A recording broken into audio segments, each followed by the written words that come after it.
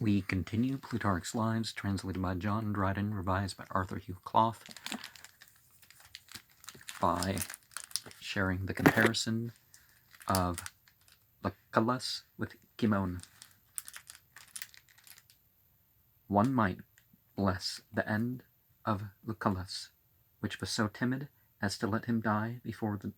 great revolution, which fate by intestine wars was already effecting against the established government, and to close his life in a free though troubled commonwealth. And in this, above all other things, Cimon and he are like, for he died also when Greece was as yet undisordered in its highest felicity,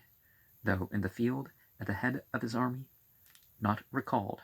nor out of his mind, nor sullying the glory of his wars, engagements, and conquests, by making feastings and debauches seem the apparent end and aim of them all. As Plato says scornfully of Orpheus, that he makes an eternal debauch hereafter the reward of those who lived well here. Indeed, ease and quiet, and the study of pleasant and speculative learning, to an old man retiring from command and office, is a most suitable and becoming solace. But to misguide virtuous actions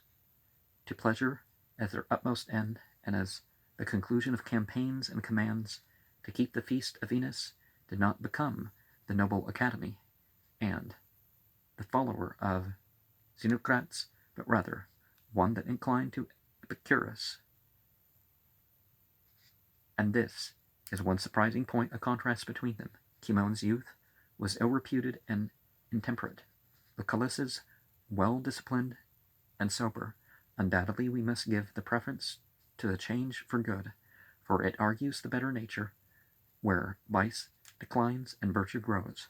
Both had great wealth, but employed it in different ways, and there is no comparison between the south wall of the Acropolis, built by Cimon, and the chambers and galleries, with their sea views, built at Naples by Lucullus, out of the spoils of the barbarians. Neither can we compare Cimon's popular and liberal table with the sumptuous oriental one of Lucullus, the former receiving a great many guests every day at small cost, the latter expensively spread for a few men of pleasure, unless you will say that different times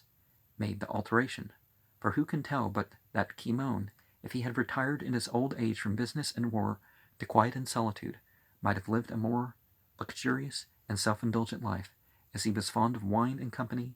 and accused, as has been said, of laxity with women.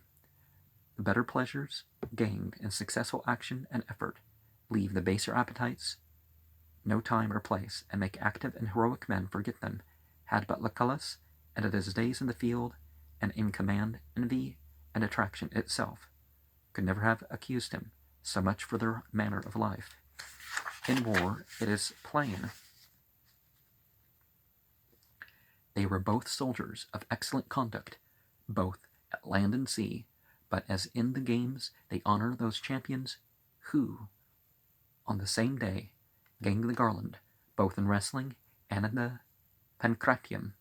with the name of victors and more. So Cimon, honoring Greece with a sea and land victory on the same day, might claim certain preeminence among commanders. Lucullus received command from his country, whereas Cimon brought it to his. He annexed the territories of enemies to her, who rolled over confederates before, but Cimon made his country,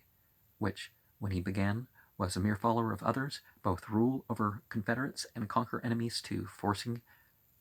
the Persians to relinquish the sea, and inducing the Lacedaemonians to surrender their command. If it be the chiefest thing in a general to obtain the obedience of his soldiers by goodwill, Lucullus, who was despised by his own army, but Cimon highly prized even by others. His soldiers deserted the one, the confederates came over to the other.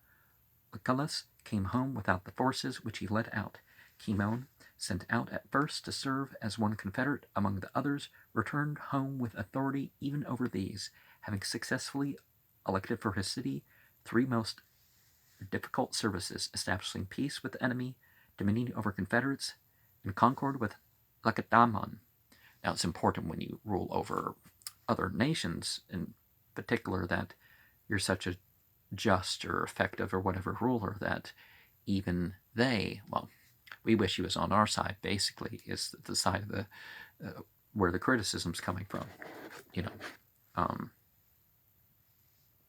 if any,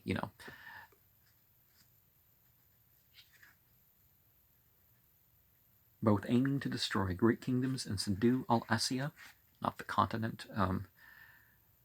failed in their enterprise.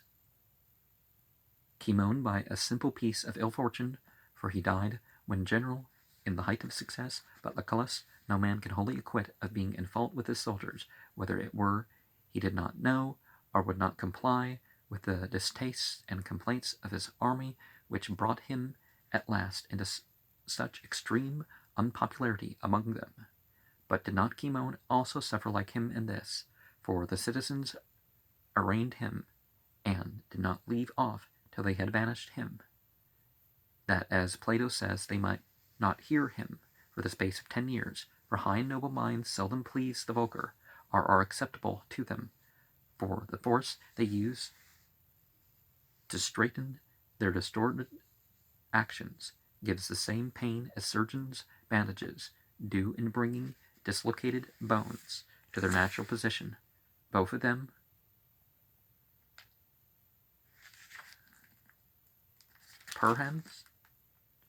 perhaps part of it's missing, but both of them perhaps came off pretty much with an equal acquittal on this count. Lucullus very much outwent him in war, being the first Roman who carried an army over Taurus, past the Tigris, took and burned the royal palaces of Asia in the sight of the kings Tigranokerta, Cabira, Sinope, and Nisibis, seizing and overwhelming the northern parts as far as the Phasis, the east as far as Media, and making the south and Red Sea his own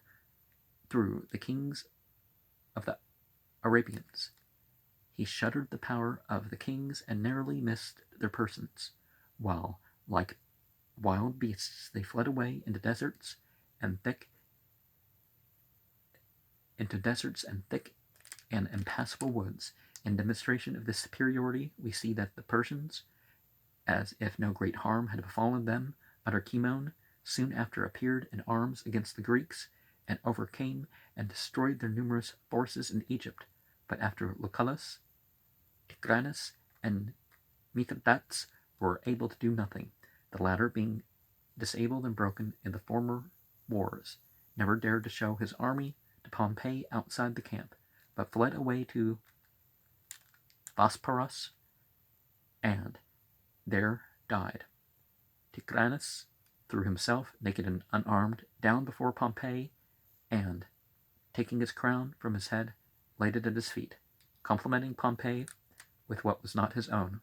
but in real truth the conquest already effected by Lucullus, and when he had received the ensigns of majesty again, he was well pleased, evidently because he had forfeited them before, and the commander, as the wrestler, is to be accounted to have done most, who leaves an adversary most conquered for his successor. Cimon, moreover, when he took the command, found the power of the king broken, and the spirits of the Persians humbled by their great defeats and incessant rout under Themistocles, Pausanias, and Leontucidas, and thus easily overcame the bodies of men whose souls were quelled and defeated beforehand. But Tigranes had never yet in many combats been beaten, and was flushed with success when he engaged with Lucullus. There is no comparison between the numbers which came against Lucullus and those subdued by Cimon. All which things being rightly considered, it is a hard matter to give judgment, for the supernatural favor also appears to have attended both of them, directing the one to do and the other what to avoid, and thus they have, both of them, so to say, the vote of what are considered to be gods and goddesses, to declare them noble and divine characters. Now, the laws of nature are going to work regardless of our favor of the jinn or the malaka or god or whatever. So, I mean, it doesn't mean we don't pray for things or whatever, but very often the signs are not quite what people think they are.